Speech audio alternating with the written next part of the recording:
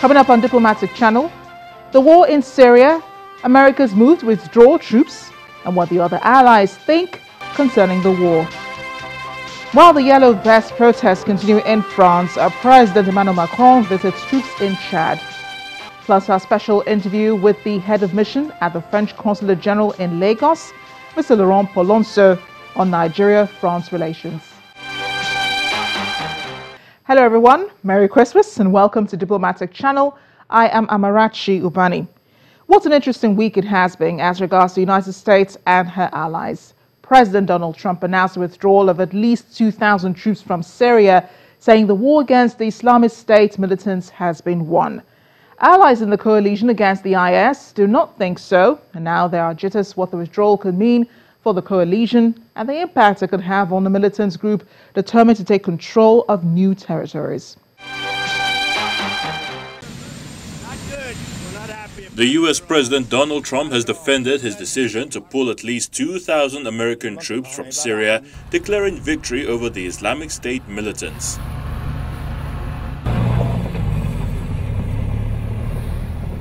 In a series of tweets on Thursday last week, the president said he was keeping with the campaign promise to leave Syria, saying the move means Russia, Iran and Syria will have to fight the militant group without U.S. help, despite releasing a video saying the militants had already been defeated. We've been fighting for a long time in Syria. I've been president for almost 2 years, and we've really stepped it up. And we have won against ISIS. We've beaten them, and we've beaten them badly. We've taken back the land, and now it's time for our troops to come back home. Vice President, has the president ordered troops to pull out of Syria? While the president's decision faced criticism back home from U.S. senators. The decision to withdraw an American presence in Syria is a colossal, in my mind, mistake, a grave error that's going to have significant repercussions in the years and months to come, is because now that the U.S. has withdrawn or is going to withdraw from Syria, we have basically turned the country over to Russia and to an even greater extent Iran. If this decision is a withdrawal of all of our forces in Syria now, we're dramatically less safe. This is an Obama-like move. ISIS would not be alive today if it were not for Obama's decision to withdraw from Iraq. And I'll have to say, if Trump withdraws from Syria, and they do come back, like I think they will, he'll be one of the reasons they came back. Outside of the United States, reactions were varied. There's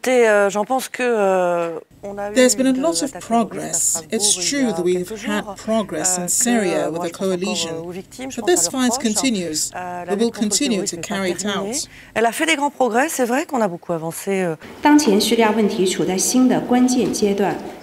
Now the Syrian issue is at a new and critical juncture, with a rising momentum of political settlement. China has always insisted that the sovereignty, independence and territorial integrity of Syria should be respected, and the future of Syria should be independently decided by the Syrian people themselves.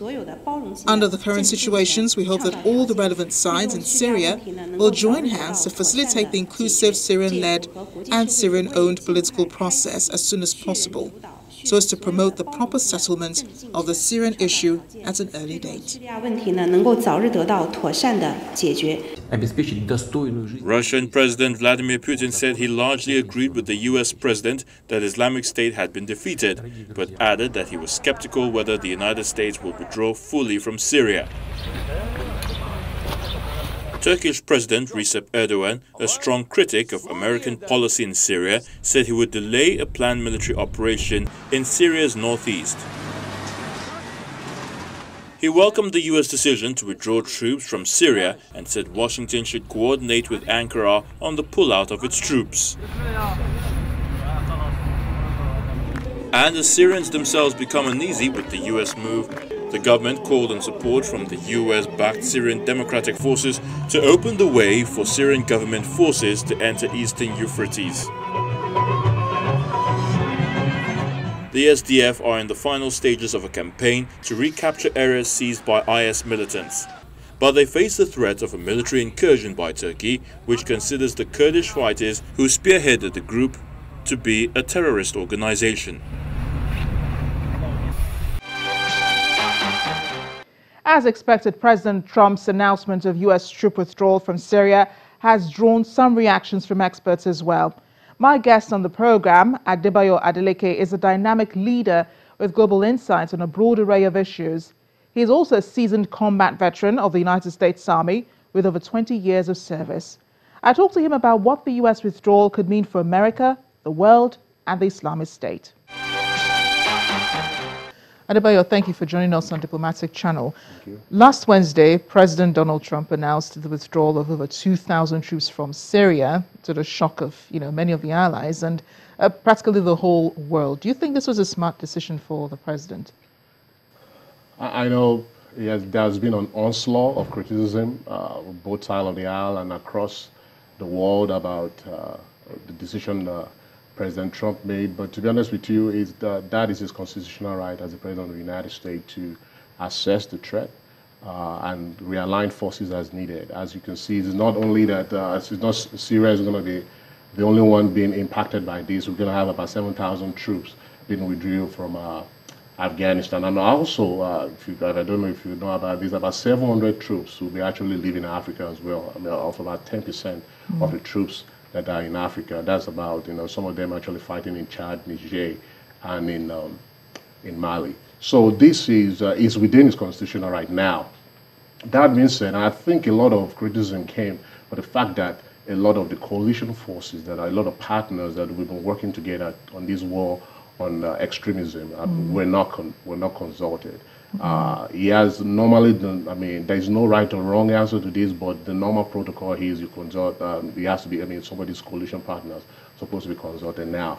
I wasn't privy to what was going on. I don't think, most of what we've read came out of the white pages, so a lot of, as you can see, the leading envoy for the U.S. on Islamic State actually resigned, and also the Secretary of Defense as well. And some of those guys, they were successful, and they are successful, and their reputation is at stake because of what they'll be able to do with coalition forces over their course of career. So I completely understand from that standpoint, as well as that of the Congress as well, because we've been through this road before, where we withdrew prematurely out of Iraq. That gave rise to ISIS. So I understand historically why they kind of concerned about this decision, but smart decision or not, I think time will tell.